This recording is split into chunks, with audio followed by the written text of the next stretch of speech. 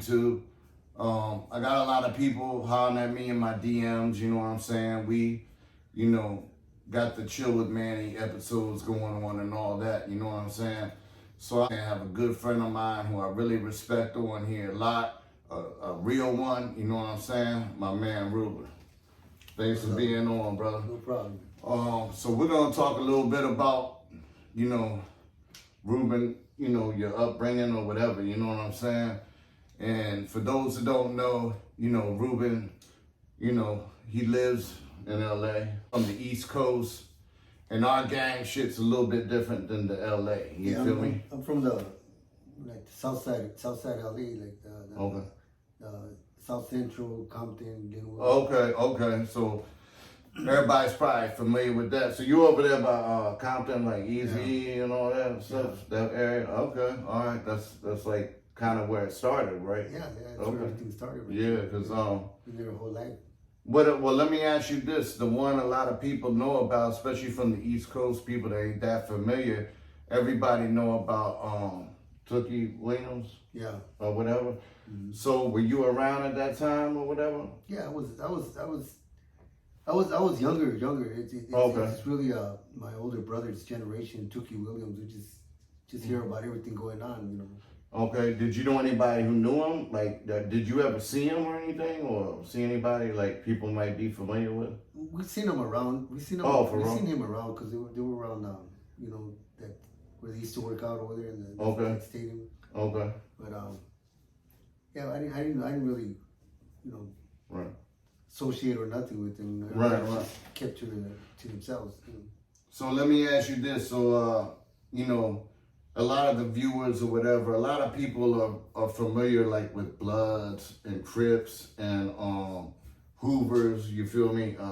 And people are very, familiar with the Mexican gangs, and a lot of times it's tied to like the Mexican mafia or whatever. Organized kind of like a little bit more like Italian mob or whatever, They try to discipline themselves more, like they really like to have more control of everything, They got to know what's going on with everything, but right.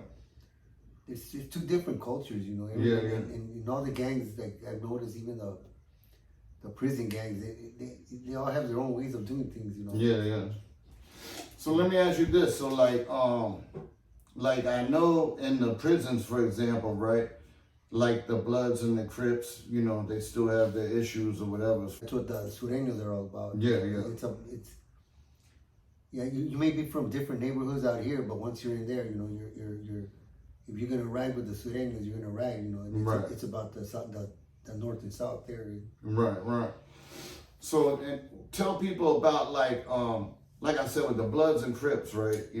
But with the Mexican gangs, they do wear red and blue, but it's not Bloods and Crips. Like you said, it's Sureños, and tell people like it's kind of like your own version of Bloods and Crips. It's pretty much like the same.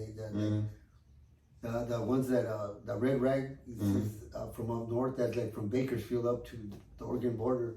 Okay. And then from the south, from there to Mexico. Right. And we wear the blue rags and they wear the red rags. So. Okay. So you when you grew up and you were involved in that gang, so obviously you more on the what do you call it, south side or whatever, so Sureños or what? Yeah, since I was riding out here, I was riding out here. So once I went to prison, I said, I might as well start riding in here too. So yeah, right. Because not everybody rides in there. Not everybody bangs in, but you just try to keep it on the one. If you're in there and you want to gang bang, you bang against the north. Oh, okay. So like, do you guys like Sureños or whatever? Like, there's so many like affected. Let's just put it like that. So when you grow up or whatever, like, when did you start to get involved in the streets or whatever? Because you were surrounded by it, essentially. Yeah, but I started getting. What happened is my brother, he got into like gangs and stuff first, and we started seeing him like, getting beat up. Okay. And then we started. There was courting in the neighborhood and all that, and so we started running with some few guys ourselves and started like our own neighborhood, trying to do our own cliques. Oh, okay, so it was kind of like your own clique? Yeah, that's what happens out there. Right, Everybody, that's why almost every street over there's a neighborhood, a different Yeah, kid. yeah, right, yeah. And they're all so close together, man. Yeah, that's kind of like Trip Mackey's, what do you call it, 55th Street, you know. Yeah. He's a Crip, but they, like you said, it's their own set, you know. Yeah, but they're all right there. Right. What we do is we try to, like, you know, tell all the youth or, you know, people who are thinking about gangbanging and all that, you know, as you know, and, you know, it's everywhere now. It's even in other countries, you know what I'm saying? But, you know, and honestly, the home is LA, you know, and don't get no, that's where it started, you know, tradition. So, like, what were some of your experiences living that life? I mean, you know, you told me something like, and we'll get to that, you know, big thing, but like, what would just like, what do you want to tell the people or whatever, you know what I'm saying, or you who's watching it? And, well, you know, to begin with, it's like, you know, I guess when once you get in the system, you know, being there like a juvenile, they try to help the juveniles out, right? You know, so they don't get, you know, go the gang way, you know. So they used to bring in people to talk to us, you know,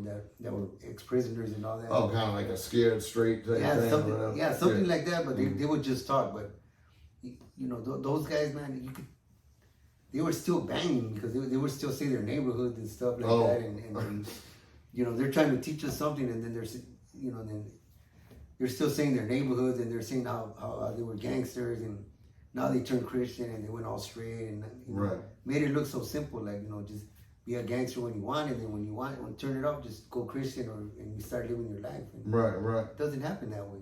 There's a lot of in betweens, you know. Yeah, definitely, man. What was like your longest prison bid? You know, like most people, they might have a long one, but they got so many, kind of like you were saying, once you're in the system, it's hard as shit to get out. You do 2 years, you're out for a year, you're back in, you know, because you're on probation and all that shit. Like, it was like, when I came out here, I came out for vacation. Yeah, when you came to the real world.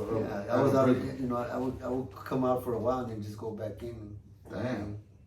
And that's what happens when you're on parole, especially parole. Parole is worse than probation. Yeah. What was like, so like when did it start? So like you said, you were like a juvenile, like what was your first big time you feel like in prison or whatever? Like? Well, it was for a burglary, you know, and I was about probably 14, 15, and it was for I was about 12 and 13. Damn. I had to go to counseling for hitting a police officer with a baseball. Damn. So like you were saying, they had that scared straight thing or whatever. So did they kind of go easy on you through the like juvenile part, or like did you get still sent away for like a juvenile hall type deal for? No, you know the way the system works, it's funny, man, because you know the Mexicans and the blacks or the Latinos, they end up getting either, you know, camp time or going to YA. You know, California, the youth authority. Oh, okay. And then, you know, the white people kind of go to placements. Oh, okay. And that's why that's how it is, and that's how it still is till this day. It's the same thing. Yeah. And then like out here in LA, you know, the difference I feel like in like the East Coast gangs, or like growing up with me or whatever, like there was like a lot of fighting and all that. You know, out here, like they're a little bit more quick to pull that pistol out or whatever. But was it like that back then too, or was back then that, you know, there was a lot of fighting going on first? Or there was a lot of fighting going on first. Okay. You know, then they started. You know, then once the shooting started, somebody shoots somebody, then it's just like, you know, somebody wants to retaliate. Right. Then it starts going back and forth. You know. Yeah, it's kind of like there's no end, right? Yeah, because like when they do something to you, your set's gotta do something back. Yeah, and then the generations carry it. Yeah. Each generation will carry it. They don't even know why they don't get along with the neighborhood. Yeah, you know what I mean? Like, I don't know, like, so it started off, you know, so the juvenile thing or whatever, and then like, put it like this, so you know, you always kind of grew up in the streets. LA's especially like around Compton, any of them areas, that's like probably like the roughest parts of LA, you know. So you almost had to be involved in the streets, whether you wanted to be or not, you feel.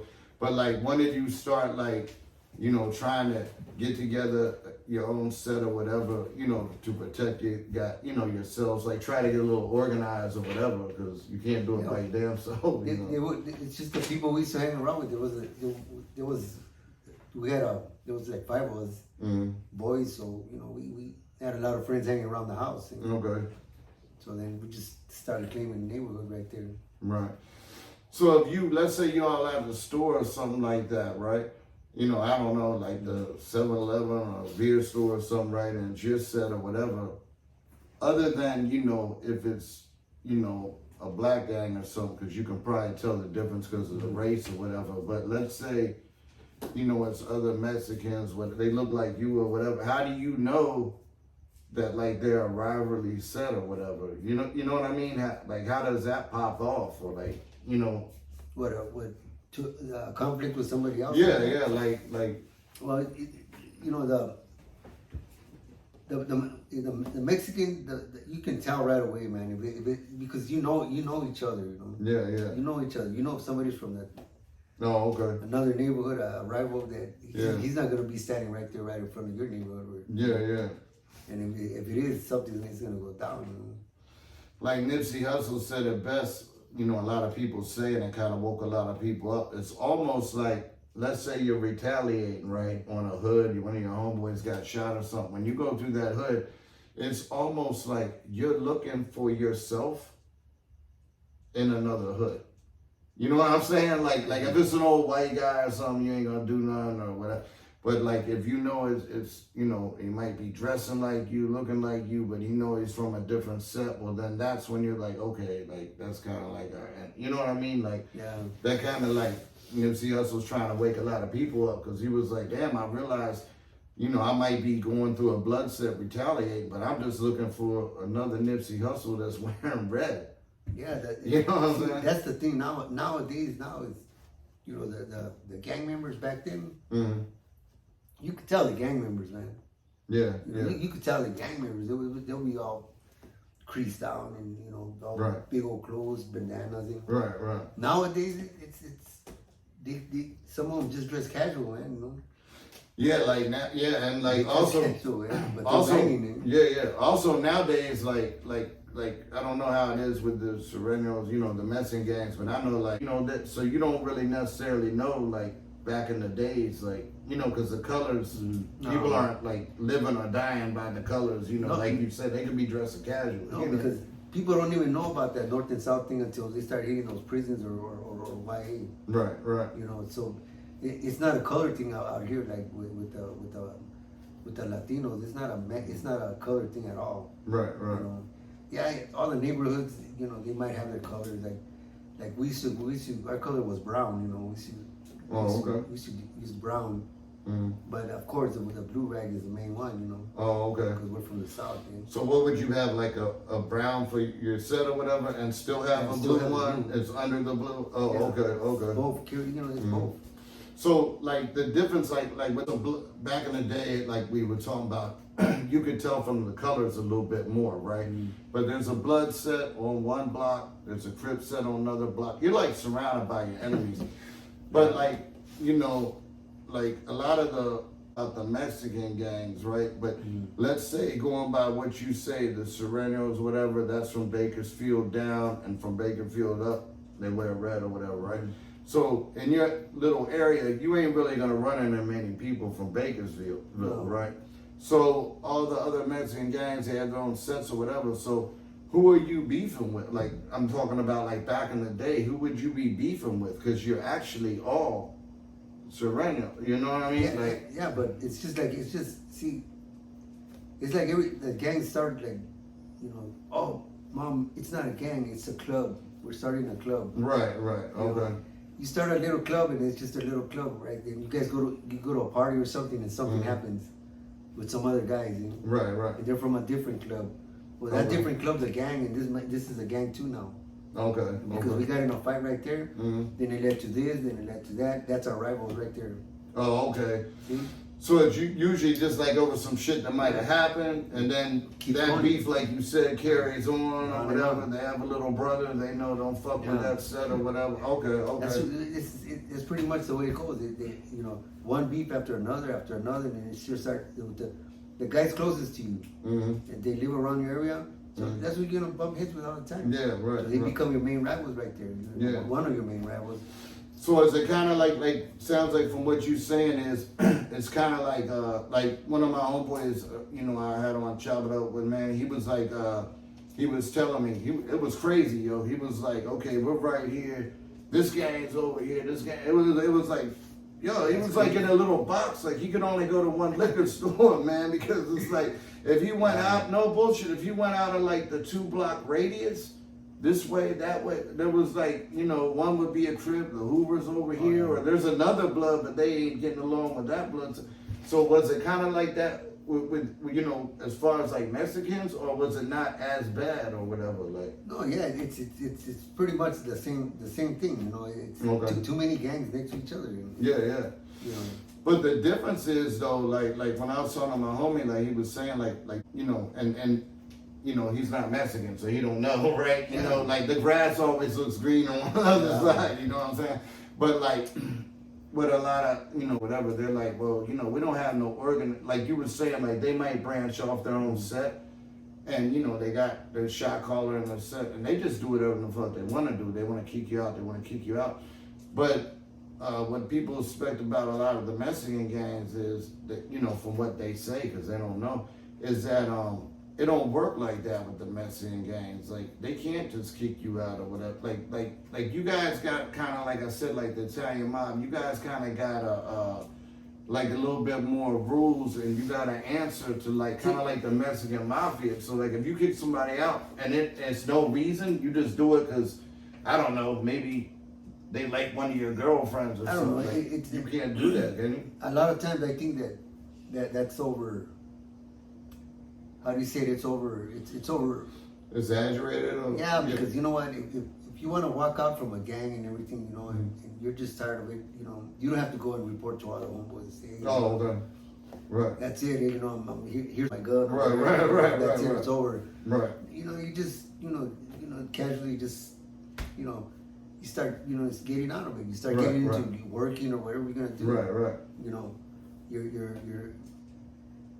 you stop hanging around the neighborhood. You know what I mean? Right. And what? I don't think the homeboys are gonna go and get, man, come on, you gotta go over here. You gotta go. Some want to pull you over here, yeah, you know, but if you want to go out, you go out. I mean, you're still from the neighborhood, but you don't want to bang them. Right. I think one thing definitely that a lot, you know, all gangs I feel like have in common, you know, black, Mexican, Italian, whatever, Irish, is that you know, a lot of them start when they're young, right?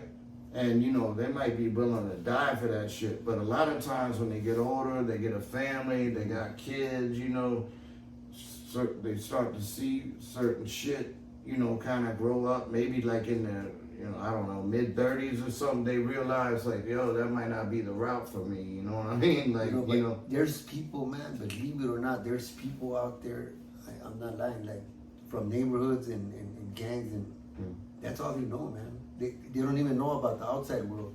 Oh, you mean regardless of age or whatever? That's why they get old, and it's all about the neighborhood and all this. Yeah. Because from little kids, man, their parents, they raise them up, you know, nothing but gangs, and being around homies and all that. And, you know, they end up in prison, and you know, the parents are proud of them. Damn. You know, that's like, oh, he's joining the mafia now, and you know, be all proud, you know, because that's all they know. Yeah, that's crazy. It's kind of like people don't believe in it, but it's true, man. If you see some people like really that are deep, that all they know is the neighborhood, they don't know nothing else, man. Yeah. They never, you know. Some of them never been outside LA ever. No, you know? never outside of LA. Never went outside, you know, to another state or nothing like that. You know. Sometimes not even like out of a couple mile radius and shit. The whole fucking life, honestly. I've seen some people in there like they talk about their kids, how they're not doing good, and they're proud of what they're doing. You know? Damn. And it's like I wouldn't like my kid doing that, and that's why, you know, I don't really tell my kids that, you know, explain all. They know I was in prison and all that. Right. We don't get into all kinds of details and all that. Right. Let me ask you this: that one thing I found out, you know, like being involved in the street shit or whatever, the East Coast, like it's kind of like some things are the same, but a lot of shit's different, right? Like on the East Coast, any minorities, right?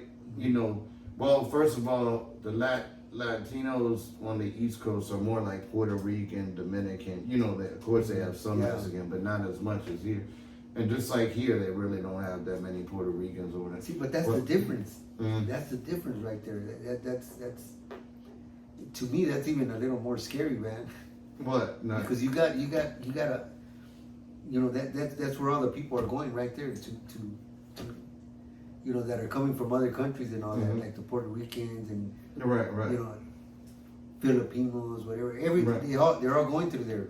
So for like the East Coast? Yeah, right. We got a lot of different races right there in one spot. Yeah, definitely, yeah. And like here, it's mainly, like I said, like Mexican. You know, I mean, not no more. Oh, really? Now it's changed. Now it's different. Now you got all races now. Right. You got a lot of people from Iran. You know, from Mexico. From, you know, a lot of people think that you know, Mara Salvatrucha, whatever they're Mexicans. Like the president was saying that the Mexicans are coming, you know, that's it's El Salvador, you know. Right. Yeah, that's crazy, man. Well, on the East Coast, right? Like, you know, the Puerto Rican, Mexican, you know, black, whatever. Anyway, so they're all like minorities, right? And you know, a lot of times, like me, you know, growing up in Baltimore, or you know, if it's New York, whatever. And it's almost like they kind of all get along, you know what I'm saying? And yeah, there's sets and all that, more like cliques or whatever, right? Yeah. And you know, but out here, and you know, it's a known fact, you know what I mean? And it just kind of like the Mexicans and blacks, like there's kind of a little bit more of an issue there than, you feel me? Like, you know, on the East Coast, you can be Puerto Rican and you grow up in a black neighborhood and it's like, it's all good. Like, I don't care, you know, but out here, like. It's territory, that's why. Oh, is that what it is? That's what's behind it or whatever, territory, yeah, okay. So like, I know like Cypress Hill, the old rap group Cypress Hill, whatever, I think it was Sinbad or whatever his name was. He was black, but he was also Latino. I can't remember if it was Mexican or whatever, but he got a lot of slack though. I think he joined the Mexican gang or something, and because you know his actual color is black, even though he was Latino, he got a lot of slack from that. Did you ever see that? You know, growing up, or like we had like a guy that you know he used to hang out with a couple of black guys, you know. Oh, okay. You know, but he spoke Spanish. So, oh, okay. So, but you know, in prison, he can't hang with us. Yeah, in prison, like you, it might be halfway okay or something. Like you said, maybe there's some exceptions on the street, but in prison, like it don't matter. The ties are cut or whatever. Yeah. Like, that's with white too, right? Like white, Spanish, black, or whatever. Yeah, I think pretty much that's how it is. You know, even with them too. You know? Yeah. That's crazy, man. So I mean, what, you know, put it like this: what was the most amount of time you did, like the longest stretch you did, whether it was before 18 or after, like what was it like? It was the last time I went. That was like, you know, I did like a little bit over 4 or 5 years. Okay. And like, did that make you, is that like when you were just like, you know, fuck this or what, like what made you, you know what I'm saying? Like, well, first of all, you know, you tell the people in your own words, like, I know, like, are you, put it like this, are you still in the gang thing? Cause I know, you know, for those who don't know, like, you know, I got a lot of respect for Ruben. You know, he owns his own business. I ain't gonna put his business out there, but he works and, you know, all that stuff legit. Everything's legit, you know. So, like, what made that change? You know what I'm saying? From, like, you know, the... But it's like, I don't know, like, once I got, you know, I was facing a lot more time than I got. Okay. You know, so I took that as, you know, my second chance, you know. Right. I took that as my second chance because if you're gonna be given a second chance, you know, you might as well take it, because if you don't, you're gonna make the prison and gangs your whole life. Right. You know, a lot of people, you know, everything comes. They say it comes from the house, from the family, from the home, how you were raised. It does come from there, you know, how your parents raise you, but it only goes to a certain level. You know, once you get a certain age, then you're your own person. If you keep doing wrong, it's because you wanted to, not because that's what you were taught. Right. You know. But it's gotta be hard. Like, for example, it's a little bit easier if you're somebody in the suburbs and you have more opportunities. Like, for example, you growing up, you know, in the city, pretty much like one of the roughest areas of that city. Like, for example, let's say you know, I don't know, when you turn 18, you want to get a job or something. Like, were they easy to find? You know what I'm saying? Like, because, you know, they got liquor stores and all that type of shit. See, tattoos are in right now. Right. But, you know, in my time and all that, you know, you had a tattoo, everybody look at you like a criminal. Okay, so it's kind of hard to get hired. It's hard to get hired. That's why, you know, I took my tattoos off. I'm wearing a long sleeve shirt, but I had tattoos down my arms and I took them off. You know, my neck, you know, I took whatever I had to take off because I went for a job one day, and pretty much, you know, I was hired. They were going to send me for my physical and everything already, and then I noticed when I was getting up, I turned like sideways, and I used to have my daughter's name on my neck. Okay. And I seen that one of the interviews looking at, trying to see what I had on my neck. Damn. Did you still get hired or what? What did they tell you right then, or they called you later? Like, I didn't get the second interview. Oh, damn. You know, so I knew that's what it was right away. Right. You know, they looked at the tattoos and. Right. How would you? Okay, so I know there's some things we want to get on, but I'll just ask you your advice, you know what I'm saying? You know, being a G, a real one, you know, living in LA, you know, was a gang man, whatever, you like a good, you know what I'm saying? He has a good heart, but you know, he's a real one. And like I said, one of the roughest areas right in LA. So how would you say, like, if you were watching somebody grow up in LA now, right, like a teenager or something, right, and they're like thinking about getting into the gang, you know, maybe they get picked on or something, right? They ain't in it. How can they? It's kind of hard for them, almost not even to get in the gang. Like the odds are. See, in the situation like that, it's like I kind of had a situation over here, you know, with some youngster. He wanted to be a gangster. Okay. You know, and I was trying to talk him out of it, not to be a gangster, man. Right. He has his mom, he has his dad, he has, you know, whatever he needs, clothes, everything he needs, he has it right there. Right. You know, he don't got to hang around nobody for protection or so nobody, you know, messes with him. So it's a little different than your it's scenario. different. I just try to tell him, why do you want to get into that? Why? You know, it's no good, you know. But what did he say? He just thinks it's cool, or what? No, well, he you know, he got into it. He's got into it, and they got him for murder. You know. Oh damn! But his gang life is over already because, you know, by what I heard is he snitched. Oh damn! So he's like, I don't even talk to him. I can't. Right. I've seen him one time, and I can't. That's another thing I tell people. I'm like this situation. Oh, go ahead. I was gonna say one more thing. I'm sorry, but what you said about. You see somebody young getting into gangs like that. Right. Before I went into talking about that youngster over there. That's up to the parents right there to get you out, man. Yeah. Because if you're a young kid like that and you're starting to get involved like that, the best thing for them to do is take you out of there, period. That's the best thing to do. What do you mean, like take you out? Like move you to another area? Move you to another area. Right. Okay. Yeah. I had a lot of cousins and they lived right in South Central, right? The neighborhood Florence, you know, Florencia. And they got into that neighborhood and everything, you know, and they were getting into things, and my uncle moved them away. You know, he moved them to another city, you know, far. And I think that that saved them. Man. You said another state or like another city. But that's the thing though, in LA, it's like, you know, a lot of people from the East Coast who don't know, they think, oh, okay, South Central's bad. You know, they know all that. They know where you grew up's bad. But like you said, that's called the valley, that's in the valley. So a lot of people who don't know, they think, oh, if you're in the valley, they're thinking it's like all white, you know, and shit. It's like, there's gangs out there now too. Maybe back in the day, there weren't. There was not that many people. Yeah, but now like there was still gangs. There was still gangs though. Oh, there was still even back then. There's gangs. There's some old gangs that are still there that were there back then. Oh damn. Okay. But not like right now. Right now, the valley's.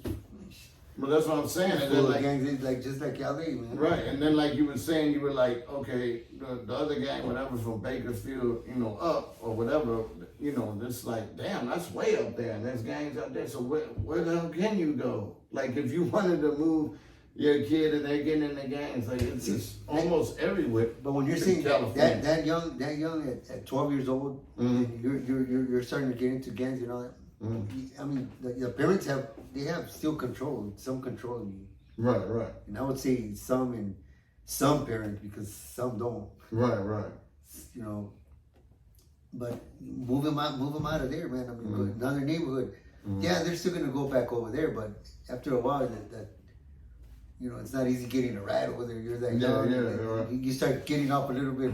Right. From there. I mean, you might get out of that game, but like we were saying though, there's so many everywhere. You might end up start fucking. You gotta change, like they gotta change their outlook, the way of look at things or whatever, because then they're in another area, and then they might want to start joining that gang instead of some shit like. Well, you don't want to be considered a barrio claimer. Everywhere you go, you're gonna get into a neighborhood. So right. You gotta stick to your neighborhood. Okay, so you're saying you got into it. That's it. Right. So you're saying, okay, so that's why you're saying it's better to go another neighborhood, because they'll be like, well, you from this neighborhood, so it'd be harder, like, you know, it'd be kind of crazy for them to rep the other area or whatever. Yeah, they're not. Okay. You know, some do that. Right. That's why that word came out, barrio claimers. Oh, okay. I heard that. I heard it was on like set hoppers. Is that kind of the same thing? Same thing. Okay. Because a lot of times, they were like, that shit's common. Like, because they moved from one neighborhood to another. Even in prison. Oh, for real? There was a guy that used to have a blue cup and a red cup. Damn. And whatever yard he went to where he see more blue, he would bring out his blue cup. Damn. But wouldn't they be like, but when they ask him though, wouldn't they be like, no, that's why I was writing back then, so somebody told me that about the guy, and so I said, you know what, man? Hey, you know what? You gotta come on. We gotta put a tattoo on you. Oh, so that they can't be hopping. We're gonna put the SUR on you, man. So it's permanent and shit. Yeah. That way, you can't be claiming north or south. Right. Okay. So let's put it like this. Like we talked a little bit, you know, off camera, whatever. You know, like I said, I know Ruben, whatever, and you know, so I want to check with you know, what he was comfortable with, or, you know, out of respect for him sharing or whatever. So you had brothers or whatever, right? You want to tell me, like, how many brothers did you have or whatever? Well, there was 5 of us. Okay. You know, and the one younger than me, like he passed away real young. He passed away like at 20 years old. Yeah, when did he pass away? Well, like we're gangbanging. You know? Okay. You know, that's why I say, you know, it's you know, literally, he passed away. He was in my hands, you know. Damn. So anybody out there that was with me that at that time could have passed away too, you know. But it just so happened is my brother. So I have to, you know, accept it that way and take it like, hey, you know what? When you're in a gang, it's like, you know, you're at war. You know, people get killed, people die. So you die in the line of duty, you know. So that's how I had to take it, you know. Almost like casualties of war. Almost like if you're in the army or something. Yeah, because there's other homeboys that die too, you know. Yeah, right. And nobody feels it until it happens to them, you know. Yeah. To have somebody like super close to them. The grieving moms is the ones that you know, that feel it all, you know. Right. That's the hardest one. That's the hardest one there. Yeah. And nobody ever thinks of that. Nobody, we're selfish. Yeah. Yeah. We're not thinking about that family. Or how would my mom feel if shot out there? Or if you do something to somebody, you think, well, if I kill this guy, shit, his mom is gonna be hurt. Right. You got a mom too. Yeah. Yeah. Everybody got some mom. So. Definitely, man. And like, all right. So let's get into this. Like, I know, like, at one time or whatever, like, you're down to die for that or whatever. Like, like, I know, put it like this. Did your father ever ask you, hey, what do you want to do for a career when you grow up or anything like that? Yeah. When we're in school, we used to put on our beanies that all down here like that, and we're bagging clothes, and he would slap them up our heads, and one day he asked me, he goes, what do you want to do when you grow up? What do you want to do? I said, well, I want to be a gangster. And I told him like that, and years and years later, he tells me, I still think about that time when I asked you, what do you want to do when you grow up? And you told me you wanted to be a gangster.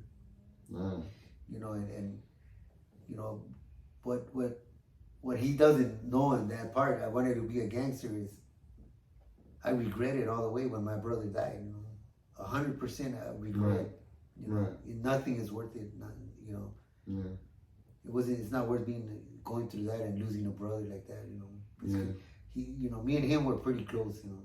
And I feel it to this day. I take responsibility. They tell me it's not your fault. It's not your fault. It's my fault, man. I take what part of is my fault, and it is, and that's for being in the, gangbanging. So why you feel like it's your fault this way? What, did he look up to you or something? And you were in Well, yeah, because we're riding together. We're gangbanging, and it just so happened I was the one driving. So it's like he died in my hands. Yeah. Damn. And that's what I think a lot of people don't think about, especially people who ain't even in like bad areas or whatever, and they think it's cool to be in a gang or, wear colors or whatever. Like, this is a real shit, That's why I try to have people like you on here, like real ones, so like they can be honest and, they don't think about that shit when they're getting in a gang. They don't think about, think about the mother. Yeah, exactly. Yeah, or like you said, like whatever happened if my brother follows in my footsteps, you know what I mean? Yeah. And, something happens to him, you know what I mean? Yeah, because I know at one time, like you were saying, like you went so hard, like you were a gangster and like you were in prison. So share with them that story about like I don't know, they were like giving you your paperwork or something like that. That's when I got arrested this last time when my brother passed away, they charged me with his death too as a murder. Damn. Because the speed that we were going and our homeboy went up, and I said, I don't give a F, we're gonna get this, I don't give a F. Damn. That put it to like a second degree, right there. Damn. So, when I got arrested, they charged me for everybody that I hit with my car because I was ramming the guy, Damn. It was like a movie. We're going about 100 miles on a street, okay. And we crashed, and we, my brother, that's where he passed away, and I was charged with 19 felonies. Damn. So when you go to the county, they give you a pink slip with your charges. Mine it just said gangster in capital letters, just like that.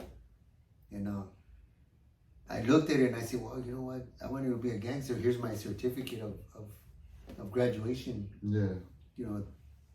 Pin it up on the wall. That's my gangster graduation certificate. And then, I thought about what happened with my brother because that's what I was there for. And it was a shame.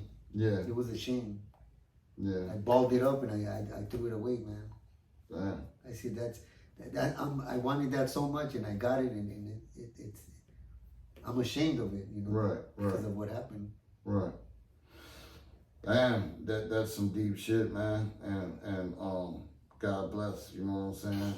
Your brother, man, and rest in peace. And what would you like? I feel like you're a successful person I respect and everything. Now, like, what could you like? Do you think learning stuff from the street help you develop the person you are, or what, like, if you could do it over again, like what would you do over again? You know what I'm saying? Like. Well, I would definitely not what I did. Right. It's that's not good, man. That's a life. When I would go to camp or go here or go there and come out and everybody's all happy to see you and you feel good. Right. It feels good, but then years start going by and then you start thinking, man, I was locked up this time. I was locked up this time. Yeah. But man, I lost a lot of parts of my life right there. Yeah, like then you start adding it up. 2 years here, a year there, and next thing you know, it's like damn near like half your life or 1/3 of your life or some shit. Yeah, and then it's you gotta play catch up. Mm-hmm. If you get caught up and you keep going, you're gonna stay in the system. Yeah. But even a guy in there told me one time, because I was getting ready to do pro, and he goes, if you want to make it out there in the street, man, he goes, you better learn how to take disrespect. Mm-hmm. He goes, because if you can't take disrespect, because I'm gonna save a bed for you right here, man. Yeah. Because this is where you're gonna be. Yeah. Because there's a lot of people out there that they're just idiots. They don't understand that. They're just common courtesy and respect for others. They don't understand that. Yeah, and I think that's a really, really good point you brought up, because like, if you want to stay out the pen and all that, there's people that talk to you like shit, or you might run into a good person. You don't know, their mom might have died earlier that day, might have lost their job, and I don't know, you bump into them and they're like, motherfucker, watch out, and you just kill them, you going back. You know what I'm saying? Like, so you gotta kind of like, it's not being a sucker, just being a grown up. You know what I'm saying? And that's a very important thing you said. See, because that's that one moment, yeah, that one, what if Change somebody your whole said life. 1 second can give you the rest of your life, rest of your life in prison.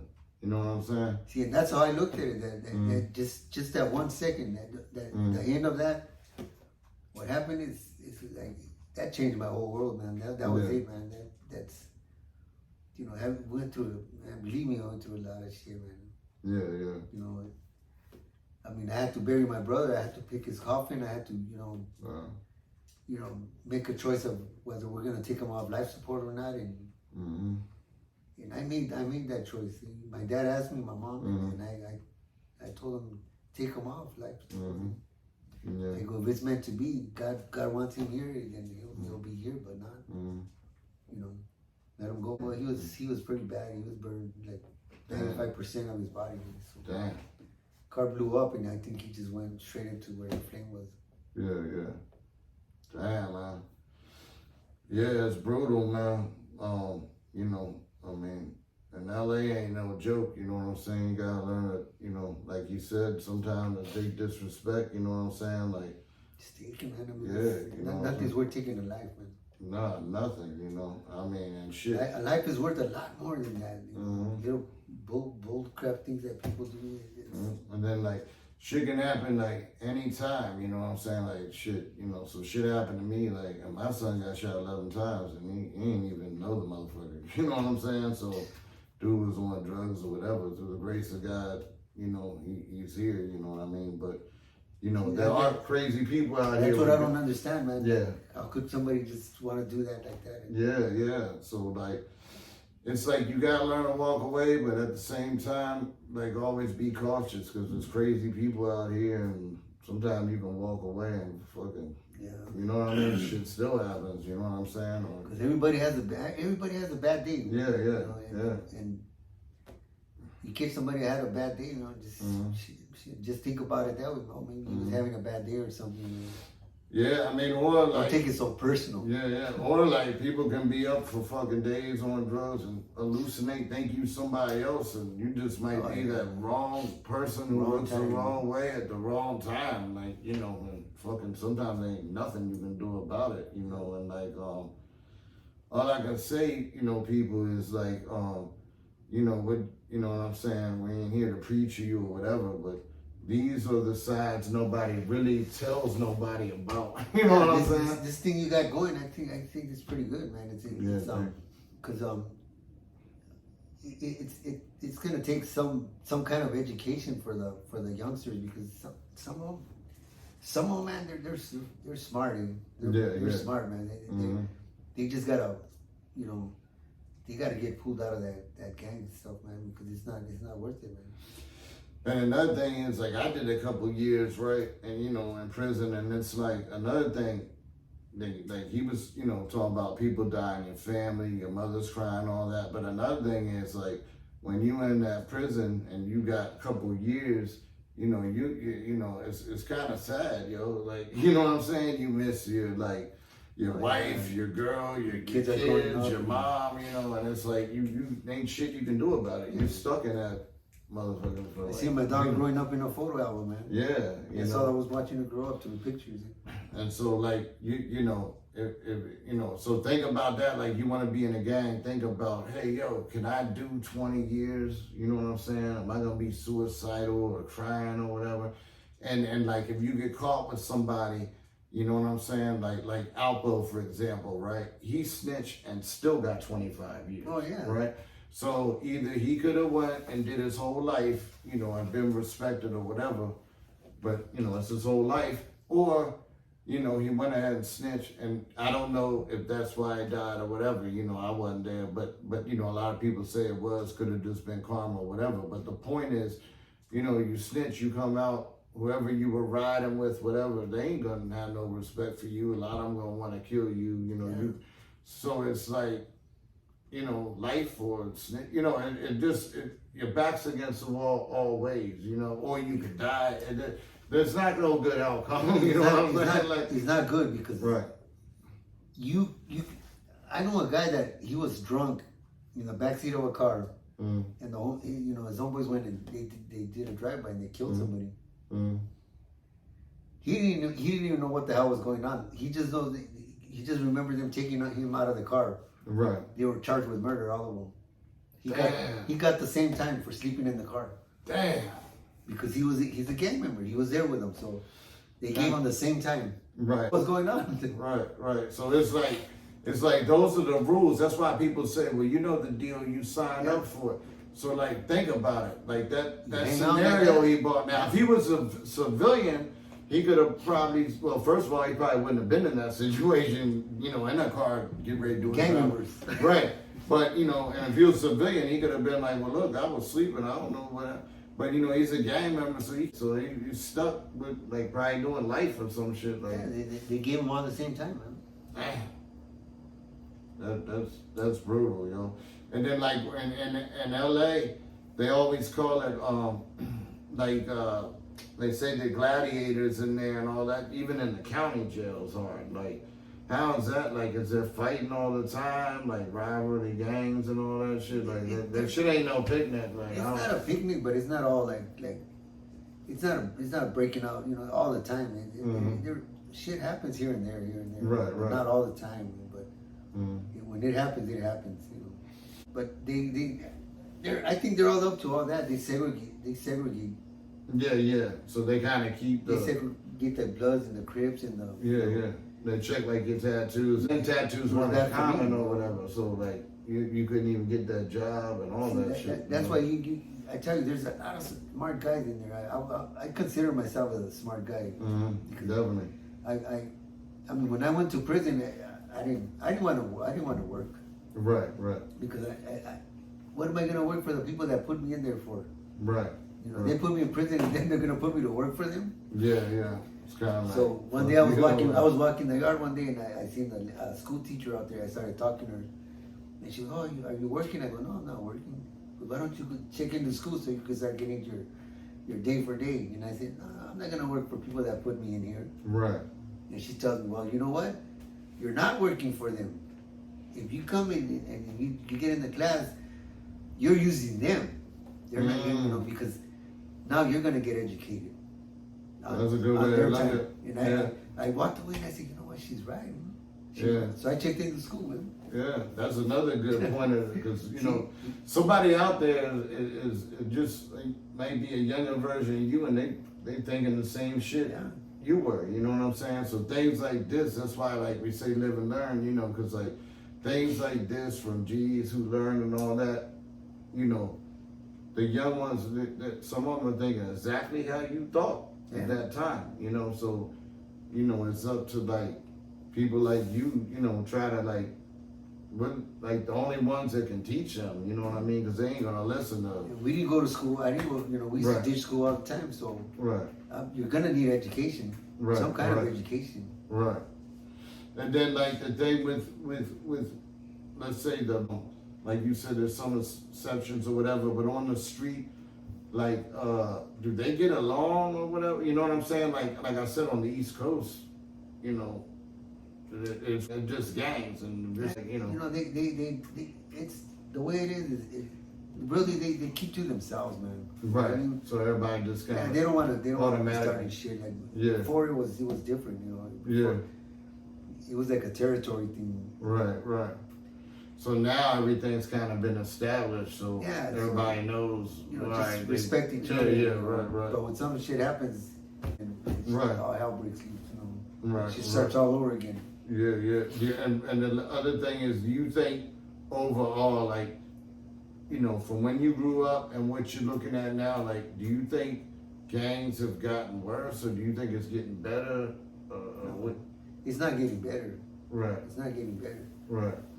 It's too many gangs, man. Way too many gangs. What do you think about gangs? Like I saw something, I can't remember what show it was, and I think it was like, and I don't know, Asia or something. There was like Crips in Asia or something like that. Oh yeah. I don't know, but like, what do you feel about like how the hell did they get like over there? Like, you see, the Crips get all over the world, Right. Well, that's true. Yeah. Because they're out there everywhere. The Crips are everywhere, man. Yeah. It's crazy, man. And I just, I think like you like did your part, and you taught like, you know what I'm saying? You used some examples that will really help some people, you know what I mean? Like, for example, being in prison, saying you ain't want to work, and the lady taught you. Is there any other things you can, like, especially specific examples, like some that might have made you think different? Like, you brought up some good things, like, that you might want to tell somebody, like a younger version of you watching, you feel me? Like, see that's the thing, like when you get into gangs, you get into this, talking this slang. Right. It's a gang talk. You talk around your homeboys, and you start taking it home, and then you start talking to your lady like that, and then to your mom, and then pretty soon that's the lingo that you know. And that's not gonna help you out here to get a job. Yeah, that's a good point. Yeah. So one time I had called her, my daughter's, I called her mom to talk to her. And I was talking like she was one of the homies, and she was, "Oh, don't talk to me like that." Right. Don't talk to me like that, And Right. I said, "Man, what the fuck? What are you talking about?" Right. Like you didn't realize it. I didn't. Mm-hmm. And I'll be talking about tell everybody I said Merry Christmas and shit, Right. And I was getting too much into like just, but again, it's that person. You have to check yourself, man. Mm-hmm. Like I said, you know what? She's right.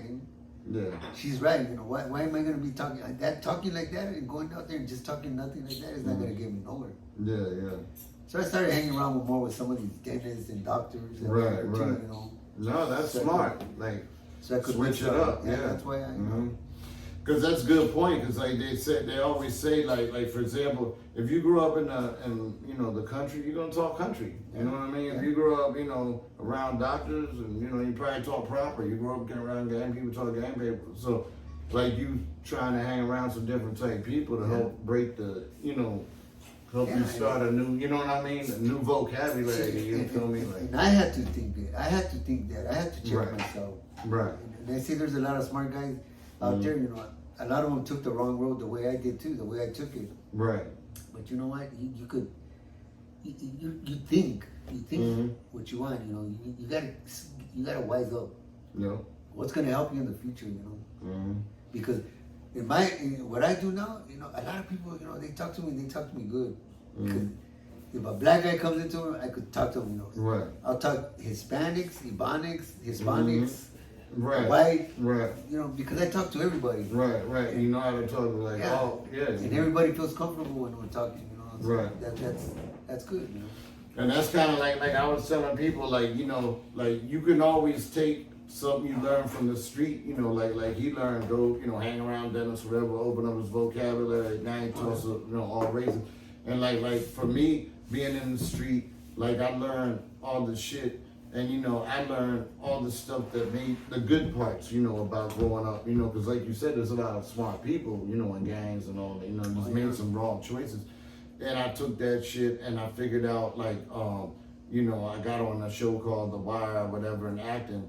And then, you know, I ended up getting my Screen Actor Guild card. And, you know, I started to be like, damn, you know what I'm saying? You know, I can, like, instead of, you know, having to go out here and do real shit, I can just use this, the real person I am, the character, and channel that energy and fucking, you know, play a street dude on TV or something. You know what I mean? And, you know, that's another thing I was trying to teach a youth, you know, like I'm teaching them a little bit about acting and shit like that, you know. And like when I do this web series and I get it rolling, you know, like Ruben, you know, he's gonna be on the show, and he can, if it's, let's say it's a dude, you know, and he was in a gang or something like that, LA guy, like he don't even really have to act. That's who, you know, he was, like that's who I am when I play the street character. So there's a lot of positive shit you can do. You just need to think and be smart, like you said, and spin it. And, you know, whatever works for you. You know what I mean? Like, you have to work it because you're going to need it in the future, right? Yeah.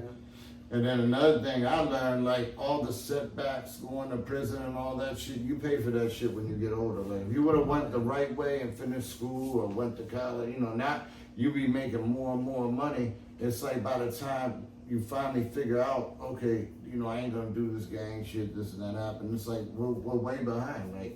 Like you said, you lost a lot of time, you know, a lot of your life in prison, right? You know, then you gotta come out and you gotta start a whole job, you know, kind of like work your way from the bottom to the top, you know, or own a business, you know what I'm saying? Or, you know, that's, I mean, I don't know if you want to talk about it, but that's kind of like, you know, what, you know, you did probably work and like, you know, and then become, hey, you know what, I can, instead of working for somebody else, I can open my own shit, you know, because you're behind the ball working for somebody else. It's part of being the hustle. See me, hustling and being you're a leader. Yeah. You know, I say there's a lot of smart guys out there because they do a lot of crazy things that you think about it and say that's pretty smart. You know, yeah.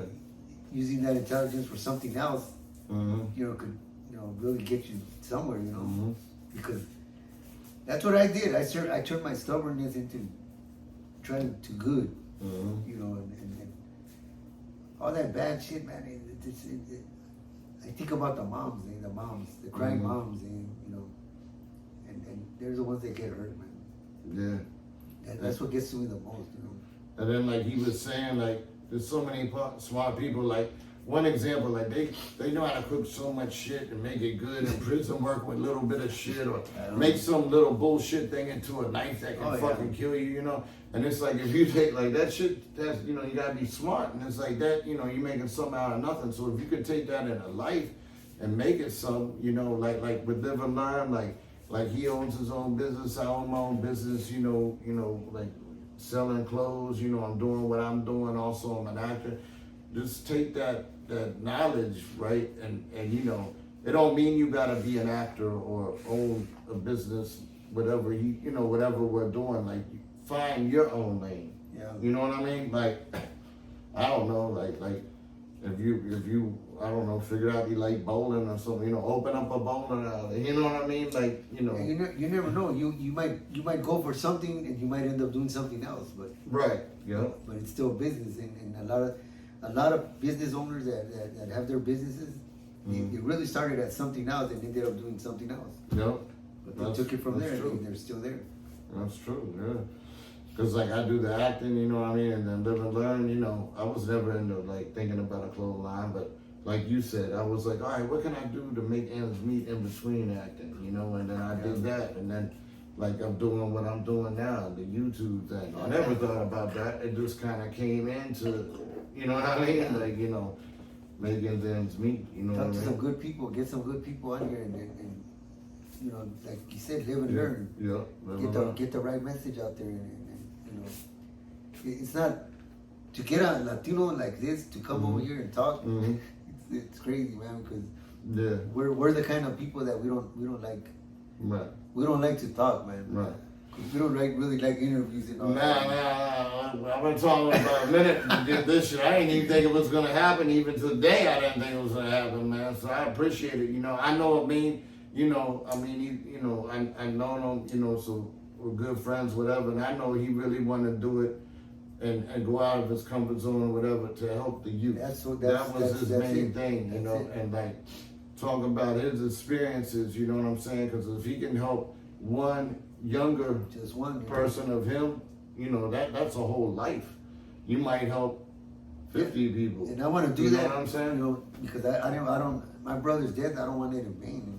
Yeah. It's been over 20-something years, and I still haven't done nothing about it. So when you gave me this opportunity, I said, you know, I'm gonna go ahead and take it there and I appreciate it, man. see what I can do. Let's dedicate this episode to your brother, man. What's your brother's name, if you don't mind saying? Danny. All right, Danny. This is Little man. this episode's for you, brother. Rest in peace. May God bless you. I know he's an angel looking over you, brother, man. I appreciate your time, man. Thanks for being on here, man. It's good to have a real one getting back to the community, man. All right.